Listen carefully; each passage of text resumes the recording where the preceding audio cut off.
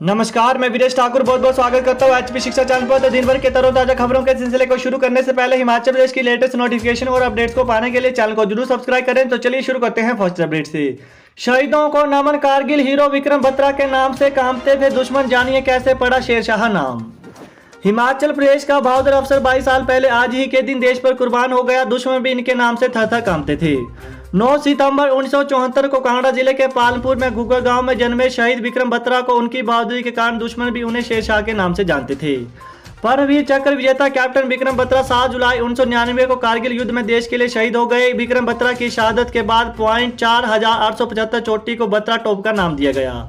हालांकि कारगिल युद्ध के 22 साल पूरे हो चुके हैं, लेकिन इस युद्ध के हीरो के अदम्य साहस और वीरता की कहानियां आज भी हमारी रगों में जोश भर देती हैं। शहीद विक्रम बत्रा ने 1996 में इंडियन मिलिट्री अकादमी में दाखिला लिया था। 6 दिसंबर 1997 को कैप्टन बत्रा जम्मू और कश्मीर राइफल की 13वीं बटालियन में बतौर लेफ्टिनेंट शामिल हुए। कारगिल युद्ध में उन्होंने जम्मू कश्मीर राइफल की 13वीं बटालियन का नेतृत्व किया। खुली बस में चाबी छोड़ जाने से चोरी हो गई थी बस, चालक परिचालक निलंबित, आरोपी 50,000 मुचुलके पर रिहा। ज्वालामुखी बस अड्डे से परिवहन निगम के देहरा डिपो की एचआरटीसी बस चुराकर ले जाने के मामले में नया मोड़ आया है। लापरवाही के चलते देहरा डिपो के आरएम ने चालक और परिचालक को निलंबित कर दिया। बस चंडीगढ़ ज्वालाजी रूट पर चलती थी। रविवार रात को ही चंडीगढ़ से वापस आई थी। आरएम देहरा कुशल कुमार ने बताया कि चालक परिचालक को निलंबित कर दिया गया है। उनकी लापरवाही से बस चोरी होने का मामला सामने आया है। उन्होंने लापरवाही से बस खुली रखी थी। बस की चाबी भी बस में ही थी। इसी वजह से आरोपी निगम की बस को देर रात स्टार्ट कर शिमला की तरफ ले गया। आरोपी पेशे से ट्रक चालक है। उसे दारलाघाट के दोनों घाट में पुलिस ने गिरफ्तार किया था। राकेश कुमार के खिलाफ ज्वालामुखी थाना में चोरी का मुकदमा दर्ज किया गया था। हिमाचल मोदी सरकार में अनुराग ठाकुर को प्रमोशन, बने कैबिनेट मंत्री।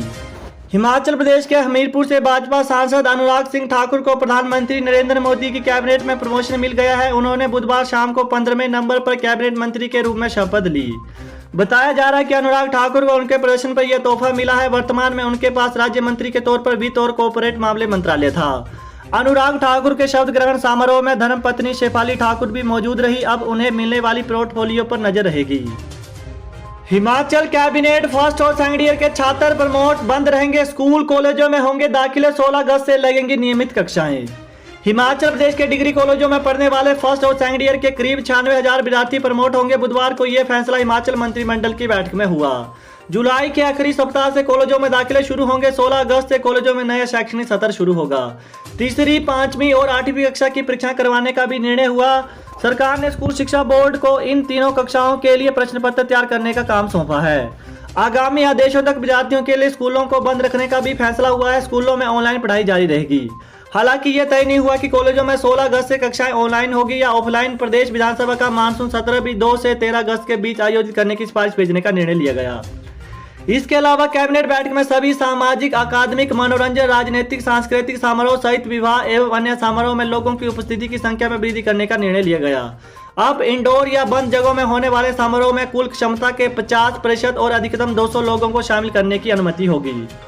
वहीं इससे पहले यह शर्त 150 लोगों की थी, जबकि खुले स्थान पर आयोजित होने वाले कार्यक्रमों में मैदान की कुल क्षमता के 50% लोगों की उपस्थिति की अनुमति दी जाएगी। अभी अधिकतम सीमा 250 थी। बैठक में आशा कार्यकर्ताओं को वर्तमान में दिए जा रहे अतिरिक्त मानदेय को 2,000 रुपए से बढ़ाकर 2,750 रुपए प्रतिमाह करने का निर्णय लिया गया। इससे राज्य की लगभग 7,964 आशा कार्यकर्ता लाभान्वित होंगी। इसके अलावा बात करें तो कोरोना से माता पिता खोने वाले बच्चों को मिलेंगे हर माह 1,500 रुपए। कैबिनेट ने कोविड-19 के कारण अपने माता व पिता दोनों को खोने वाले बच्चों को मुख्यमंत्री बाल उद्धार योजना के अंतर्गत लाने को अनुमति प्रदान की, ताकि उन्हें प्रतिमाह 1,500 रुपए की अतिरिक्त वित्तीय सहायता प्रदान की जा सके। बैठक में निर्णय लिया गया कि अनाथ बच्चों और 70 वर्ष से अधिक आयु के वरिष्ठ नागरिकों को बिना प्रीमियम हिमकेयर योजना के अंतर्गत लाया जाएगा। इससे 1,500 अनाथ बच्चे और 70 वर्ष से अधिक आयु वाले 16,304 वरिष्ठजन लाभान्वित होंगे। सीएम जयराम बोले, सैलानियों की भीड़ न लगने दे, अतिरिक्त फोर्स करे तैनात। गृह जिला मंडी के दौरे के दौरान मुख्यमंत्री जयराम ठाकुर ने हिमाचल प्रदेश में सैलानियों की बढ़ रही आमद के बीच कोविड नियमों की अनदेखी पर चिंता जाहिर की है। स्वास्थ्य मंत्रालय से मिले निर्देशों के बाद सीएम ने कुल्लू, शिमला, मंडी और चंबा के उपायुक्तों और पुलिस अधीक्षकों को ऐसे स्थान चिन्हित करने को कहा जहां पर्यटकों की भीड़ लग रही है। इन स्थानों पर अतिरिक्त फोर्स तैनात कर कोविड नियमों की अनुपालना सुनिश्चित करने के लिए योजना बनाने के लिए भी कहा है। सिरमौर किराए के कमरे में किशोरी ने फंदा लगाकर की आत्महत्या। हिमाचल प्रदेश के सिरमौर जिले के शिलाई में 17 साल की किशोरी ने किराए के कमरे में फंदा लगाकर आत्महत्या कर ली। पुलिस ने पोस्टमार्टम करवाने के बाद शव परिजनों को सौंप दिया है। साथ ही मामले की जांच शुरू कर दी है। जानकारी के मुताबिक पुलिस को अस्पताल से सूचना मिली कि 17 साल की लड़की गांव ठिमियाना शिलाई ने फंदा लगाकर खुदकुशी कर ली। उसे अस्पताल में मृत हालात में लाया गया था। मौके पर पहुंची पुलिस ने शव को कब्जे में लेकर परिजनों के बयान कलमबद्ध की है। मृतक लड़की के मामा ने पुलिस को बताया कि वो गैस एजेंसी शिलाई में काम करता है। BBA और BCA में प्रवेश के लिए 12 से खुला पोर्टल। हिमाचल प्रदेश विश्वविद्यालय के college of business studies USBS ने BBA और BCA कोर्स में प्रवेश की प्रक्रिया शुरू कर दी है। दोनों कोर्सों में प्रवेश के लिए आवेदन के लिए 12 जुलाई से पोर्टल खुलेगा। यह 7 अगस्त तक खुला रहेगा। कोर्स में प्रवेश के लिए जमा 2 की परीक्षा में अपीयर हुए या पास छात्र छात्राएं आवेदन कर सकेंगे। कॉलेज के निदेशक प्रोफेसर पवन गर्ग ने कहा कि सत्र 2021-22 के लिए प्रवेश प्रक्रिया के लिए 7 अगस्त तक ऑनलाइन आवेदन जमा होंगे। हिमाचल में 1297.23 करोड़ से लगेंगे 13 नए उद्योग। 1718 लोगों को मिलेगा रोजगार। हिमाचल प्रदेश में 1297.23 करोड़ के निवेश से 13 नए उद्योग लगेंगे। मुख्यमंत्री जयराम ठाकुर की अध्यक्षता में बुधवार को एकल खिड़की प्राधिकरण की 17वीं बैठक हुई। 5 उद्योगों के विस्तार को भी स्वीकृति दी है।